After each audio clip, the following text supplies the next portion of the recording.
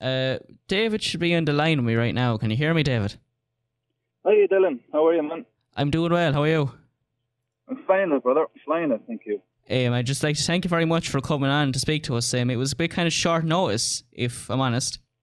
Yeah, you're welcome. You're welcome. I suppose kind of to get us started, to anyone to just know, how would you kind of describe yourself and your music? I kind of leave that up to other people, really, man. I'm not really a genre kind of guy, so I don't really mind how people describe the music, good or bad. It's really up to themselves. You like to kind of try and mix it up a bit, basically, is what you're telling me.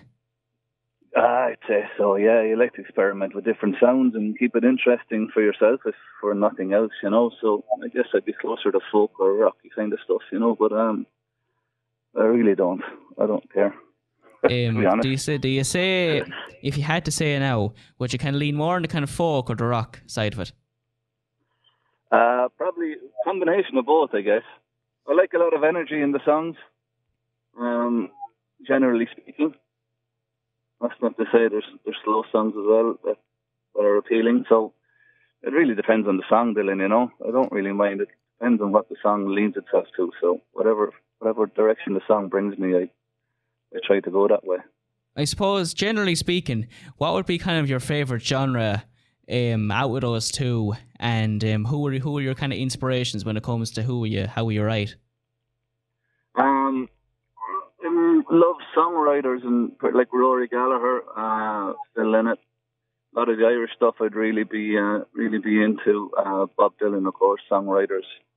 Tom Petty, Bruce Springsteen, I suppose, a little bit. So it's really someone who's got something to say, you know. I like a message in a song. I like the songs that are real and that are honest. That's what appeals to me most. So I think Rory Gallagher is probably one of the most honest performers I've ever seen. Just on video, really, you know, because I was too young to see him live, you know. So but I like Rory a lot. So what you're saying is it's less about genre and things like that. It's more about just the individual message that a song shares. For me, it is, yeah. That's my, you know, music is subjective, Dylan, you know that yourself, man. So yeah, it really depends on what you want yourself, you know. For me, that's what appeals to me, really, you know. And indeed, I think that you have a wide variety in terms of, I would definitely agree that you have kind of both kind of, what's the word looking for, kind of slower songs and kind of more lighthearted and upbeat kind of work. Which do you think that you prefer writing more, or is it just kind of a case-by-case basis? It's a case-by-case, yeah. Whatever song comes, of course, written an awful lot of songs, and about 80% of them will never be out in the public, you know. That's the way it goes. So if a song, particularly when it comes to an album, man, you just want songs to have a kind of a thread that connects them all on the album. So for the album next year, we have it nearly completed now. At this stage, about 70% done. And some of the songs will not make it, and others will, you know. You just want to have that kind of connection musically and through a story to tell. Are there any particular songs that you've written that are either on the album or aren't, that are kind of like your pet, for lack of better words? They're like the one. I don't think so, man. I don't think so. I don't really like to have favourites as such. Some songs will always come up in the set list, of course, when you're playing live, like Good to Be Back Home or President and Ghost, a song about the Great Hunger. But the audience kind of dictates that as well, you know. Like, I don't have 10 or 12 albums behind me, you know. So at this stage of my career, I think a lot of songs will come up in the set list, and it's changed every night anyway. So, but a lot of songs will still be there every night. Are there any songs that are particularly easy or hard to play? Yeah, I guess so. Yeah, depends on the emotion too. Songs are very personal to people, you know, and songs can have a big personal effect or emotional effect on people, good and bad, you know. It's great seeing people getting excited and dancing, and then if it's a particularly slow song, it might remind somebody of some period in their life, and they're generally very grateful for that. So it's a nice part of the job that we get to do that for people. Have you ever had a particular time at a gig where you've had kind of a bad crowd and it's kind of a bad audience, for lack of better words, that's kind of impacted on I've your... had no crowd. Sorry? Yeah. When you start off playing, man, in the pubs years ago, maybe 15, 20 years ago, you know, you get four lads sitting at the bar watching Saturday Night Movie or something, and they were there singing Raglan Road, trying to so, oh, Jesus, yeah, there'd be plenty of bad gigs. They're the ones you learn from, though, brother. I suppose let's get talking about the new song, Fire and Gold. What would you say kind of inspired it? Hard to know with these songs, you know. I think it's about respect, love, allowing people to be their own person, having a bit of empathy, you know. There's a lot of empathy in our society at the minute, so it's just allowing people to be who they want to be and bringing the best out of them. Fire and Gold is that kind of magical kind of thing about it, you know. The magic of a person, of a unique personality. To what kind of extent do you think that your songs are about spreading the message or like spreading your own view? And at what point do you kind of think it's better to more just have a bit of fun? Oh, you need a bit of fun, man. There's nothing good about a bit of fun. The majority of the gigs are great fun, you know. So you need to have that bit of crack, bit of gallery, make people smile. It's part of the job. You say that you're currently hard at work at the album. Is there any kind of working title there, or what? Is there any kind of, suppose I'm trying to say, is there any kind of news or developments that you can share? There's not. I was actually thinking about the title during the week, and normally a title comes fairly quickly, but the development hasn't come yet. So, someone asked me that before as well, man. So I don't have a working title for it yet. I guess I want to settle on what songs are on the album first, because there's a good few recorded for it. So, you know, Fire and Gold will obviously be on it, and Secret Light that was released before, and Flames in the River that was out. So there's 3 definites on it. After that, I'm not sure about the title. Title goes a long way as well, you know. It's kind of statement to in the record, so it's not something I do willy-nilly, but I'll have to think about it. And I'll let you know as soon as I know, man. Thanks very much. Obviously we have Fire and Gold here, the song coming out on Friday, but do you have planned what your kind of next release is, or what your kind of plans are in the short term? Yeah, I do. You've got a plan, all right. There'll be another single this year.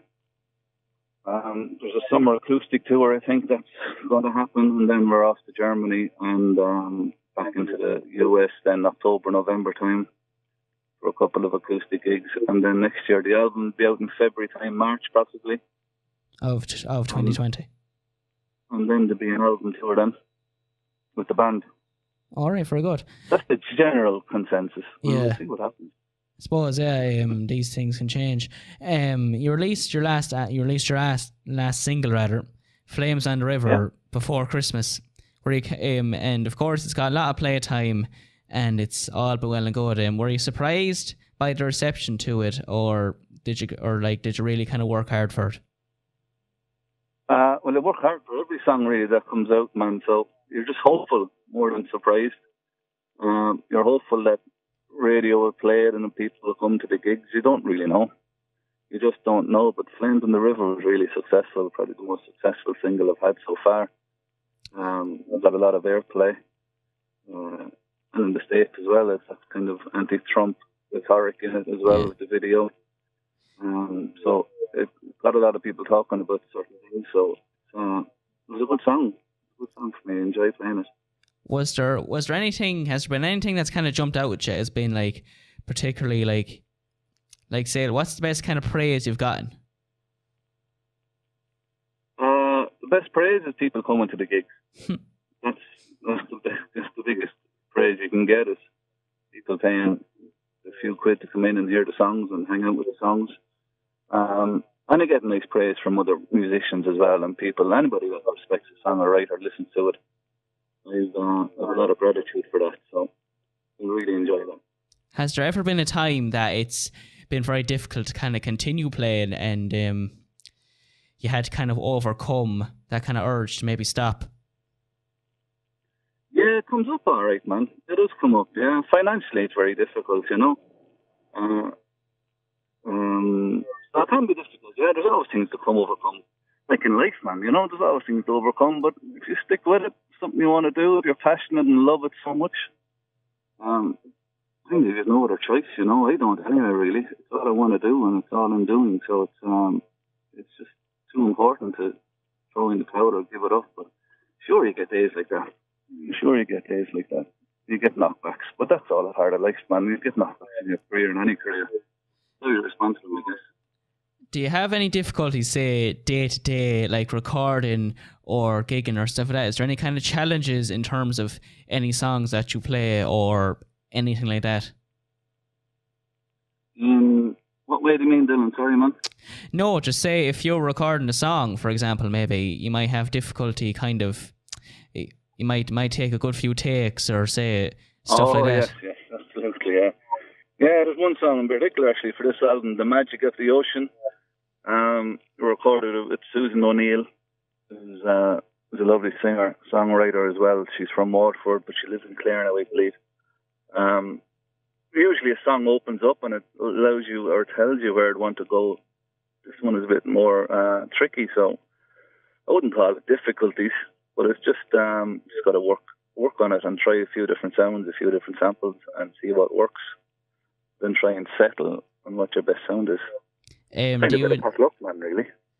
Do you enjoy kind of playing? Do you enjoy much these days playing much music aside from yourself? What kind of music that? What kind of stuff would you say you cover, for lack of better words? Oh, what songs would I cover? I like Bob Dylan songs. I like doing Dylan songs. We do cover a few songs in the set list now and again. One or two of the Waterboy songs I enjoy. I used to do a lot of Luke Kelly before I was doing the original stuff, so I think Luke is one of the most amazing voices of all time. So I love his songs. Again, his honesty in his voice. I do like the War on Drugs as well. Great band. So there's a wide range there. If a song hits you, you really want to cover it. It's cool. Do you think that there's kind of I'm sorry, it's after leaving me there now. Do you think that there's any kind? Do you think that there's any kind of difficulty in terms of practicing for a gig? Do you think that there's a lot of practicing to do for a gig? Is what I mean to say, or is it just kind of a thing of like you're so used to the songs that it just kind of feels like a job at that stage? No. There's always the practice or rehearsals that you got to do. I do like to play as much as I can, particularly at home, you know, or if I'm on the road. My guitar is an extension of my arm, really, you know. And I'm not a great guitarist by any means, but I do sing a lot. Especially with the band. And rehearsals are pretty important, all right, you know. But a lot of crack, great fun. Doesn't seem like a job. We have great crack doing it, you know. It's very enjoyable. Do you ever have difficulty finding time to just kind of sit down and practice, or do you think that you kind of factor it in well into your schedule? Probably could factor in a bit better, but there's always stuff to be doing at this time of the year when the single is coming out. Obviously, the practice wouldn't be as strong. In saying that, you're doing studios, you know, you're doing radio stations, so you're singing songs in there. So when you're not practicing, you probably really are. So depends on the time of the year, Dylan. You know what I mean, man? Yeah. Depends what's happening. If the recording is going on for 2 weeks, that's what we're into.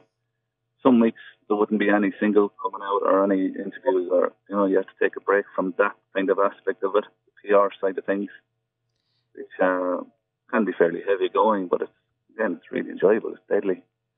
But at those stages when you're off for a little while, those are the stages when songs tend to come.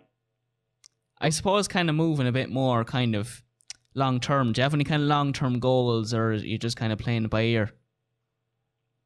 I just hope I can do it for as long as I can, really. I hope the songs keep coming. You don't really know how many other songs you'll be able to write or what will happen. It's definitely the business that we're in, you know. You just don't know what's going to happen in the future. So I just hope that I keep being able to do it, that the audiences keep growing as they have been over the last couple of years, and that we all enjoy ourselves and have a bit of fun. Yeah, well, that's great. Well, I'm sorry to cut you a bit short, but we're running a bit low on time, I'm afraid. I suppose just kind of finish us off. For the students of Limerick who may not know, where can they find you, and is there anything they can kind of look forward to in terms of yourself? Yeah, well, online media is, huge. Facebook, Twitter, social media, DavieFurey.com.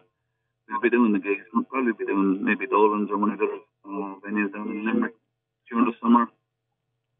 So there'll be loads going on. Just keep playing the social media things, and look for the updates there. And if you can download the single, all the better, man. It'd be great. Okay, well, thanks a million. Well, this has been Davie Furey. Definitely one to look out for. Thanks a million for coming on. Thanks, brother. Nice questions, Darren. Best of luck in your career, kid. Thanks very much. It's been an honour to speak to you. All right, Dylan. Me too, man. The honour was mine. Thanks very much. Thanks very much. Bye. Thanks, Bill. Bye.